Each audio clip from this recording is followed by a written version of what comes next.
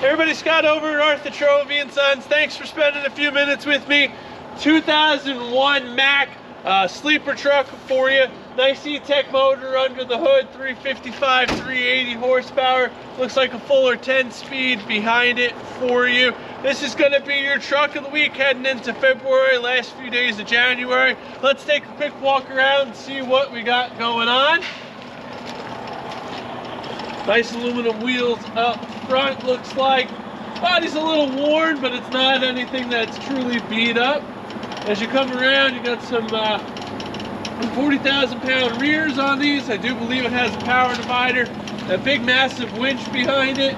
Looks like you got a pretty interesting setup here with a roller and a guide of some sort.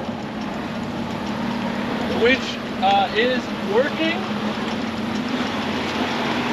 This is a pre-emissions truck, so no DEF on it. Air ride seat on the inside. Smaller sleeper in the back for you.